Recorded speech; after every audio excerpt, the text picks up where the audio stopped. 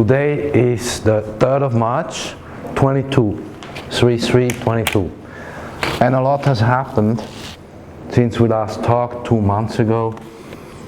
We explained the Pluto position, 28 degree Capricorn. That is where Pluto was last time in 1776 on the 4th of July.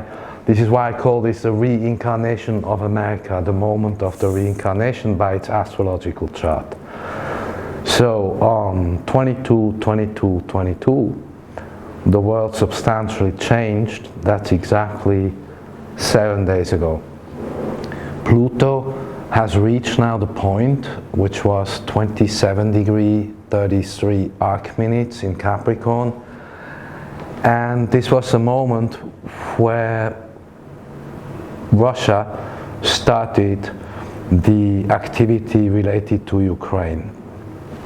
This is now on the way. We're in the 7th day of this operation, and the Russian Navy is about to go in an amphibious assault on Odessa. In the United States, we have been discussing the midterm election and then these elections in 24. It is possible these elections take place.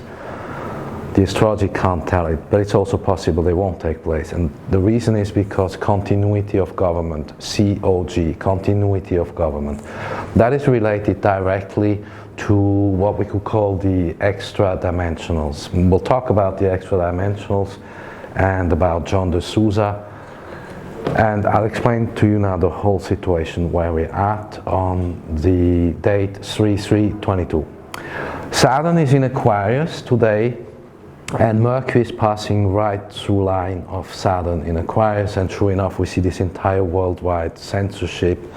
I have difficulties being able to follow Russian media now, and so there is a censorship that has come down like a blanket, like an iron curtain on all of the communications out of Russia, as well as, you know, on all the communications that we all have with each other. It's kind of strange. It's like no sooner have we left the whole COVIDian cult, this COVID operation behind, which was a psychological operation that's still going on.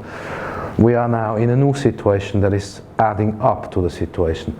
To give you a quick summary of the situation report for the European Union and the world, I told you last time about these world trials that Doris Lessing described in her fictitious fiction collection Canopus in Argos, Shikasta, Syrian experiments, etc. We talked about this, the world trial, the people's trials. So this trial has been held by Dr. Rainer Füllmich in Europe, together with, you know, dozens and dozens of lawyers all over the world. Those were 6 sessions of about 5 hours each, so about 30 hours. I watched the whole thing. There were several witnesses that testified about the entire COVID operation, which includes a lot more than just biowar. It includes the financial destruction, the planning by World Economic Forum, basically the entire agendas that were cooking for the last, I would say, roughly 6-7 decades. We're really looking way back to when the Nazis started their operation in Germany and then worldwide. So this brings us back now to the Russian president, who stated 3 conditions, 3 goals. He said Russia wants Ukraine demilitarized, that's 1, denazified, that's 2, and he wants them to recognize Crimea as Russian. Oh, and of course, the Ukraine as being a neutral place in the future. They have to yet sign the surrender papers.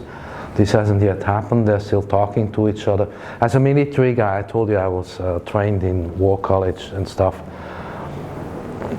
This is a very complex operation that the Russians have to lead, because it's coming from about 180 degrees around the Ukraine. And if I could predict as a military person how this will wind up, you will have about 3 segments of what is now the Ukraine. So you have Crimea, which is Russia, and you have the 2 republics, Donetsk and Lugansk, Donbass, which are independent.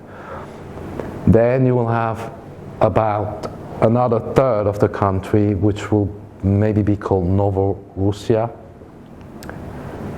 And then you have the western side, which will then be the Ukraine, and two little republics, Transcarpathia, maybe given to Poland, and Lviv, another little district, kind of county, would then go to Hungary. I think Hungary receives Transcarpathia and Poland would then receive the other small piece.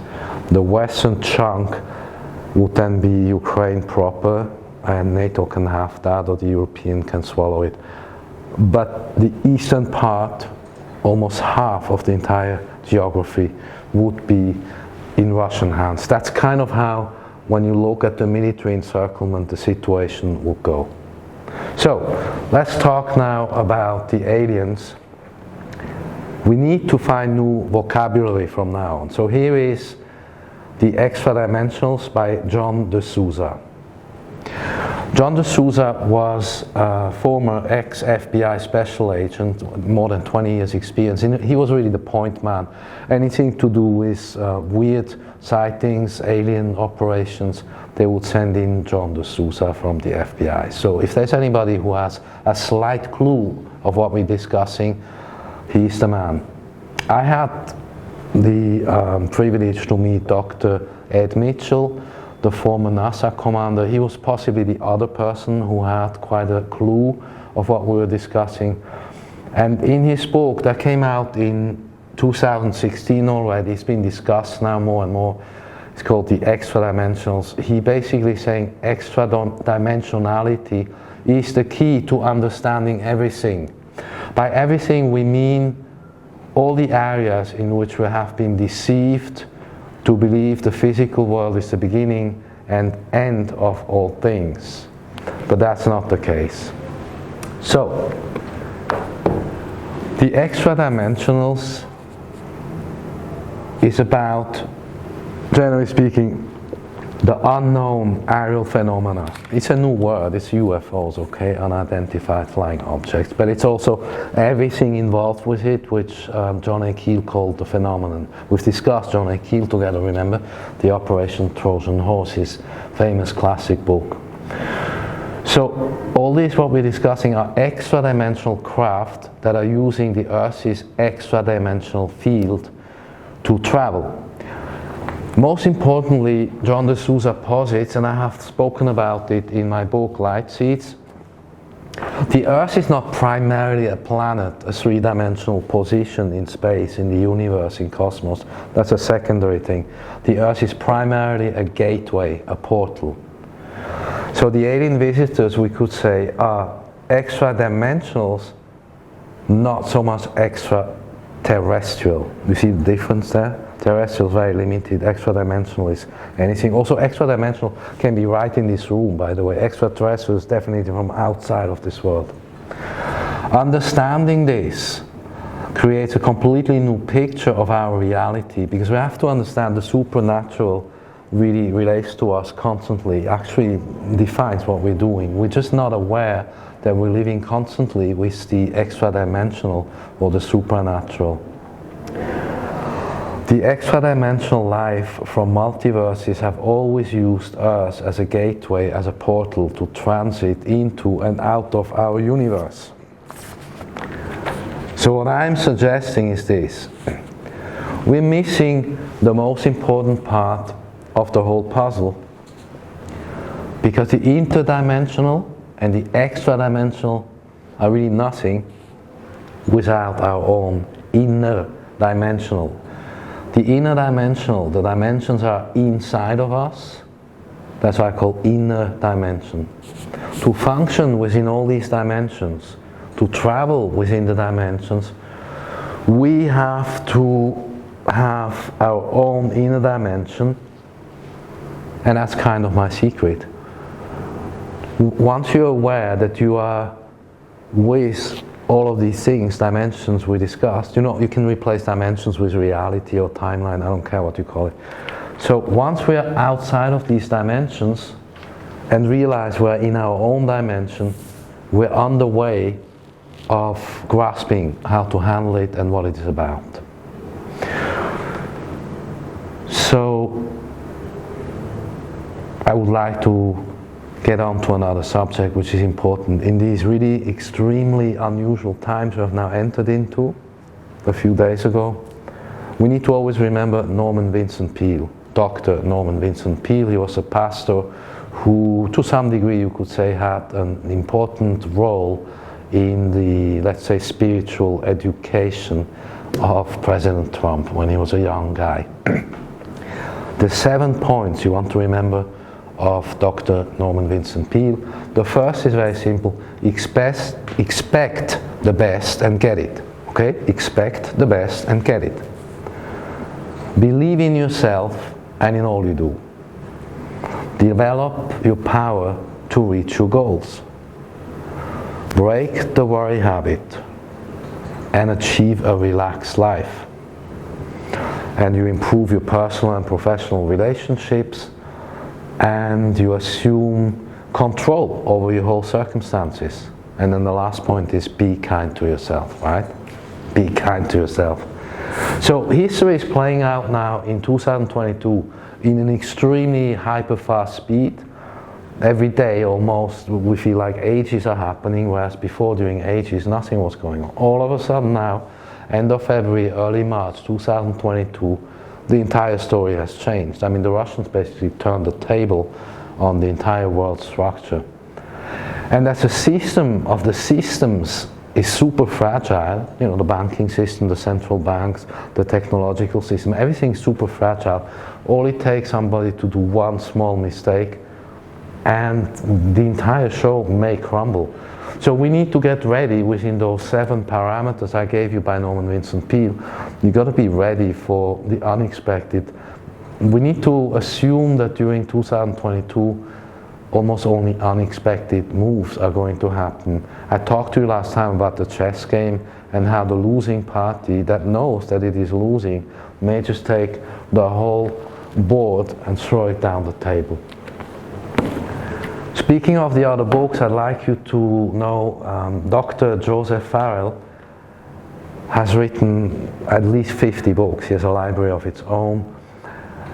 And this is the book called The Cosmic War: Interplanetary Warfare, Modern Physics, and Ancient Texts. If you're interested in all these things that we're discussing about planetary warfare, interplanetary warfare, the extra-dimensionals, the aliens, and so on, you would want to read really Dr. Farrell's entire work almost. He talks a lot about this entire conflict that has been going on forever, really since before mankind exists. So again, the system of the systems is very fragile. Russia has done its first moves. NATO and the West are trying to react to it. They have transformed into what we could call finance war. And so we'll see how finance war and military activity will work. I don't want to predict to you how this will end, but I can say one thing. For Putin, this exercise is the opening move, okay? He's been waiting 20 years. His foreign minister has tried essentially for a decade, or more than a decade, to talk to the Western world, particularly to the Europeans, and they got nowhere. There came in a point when they were forced to do what they felt they have to do, and now we'll see how this plays out.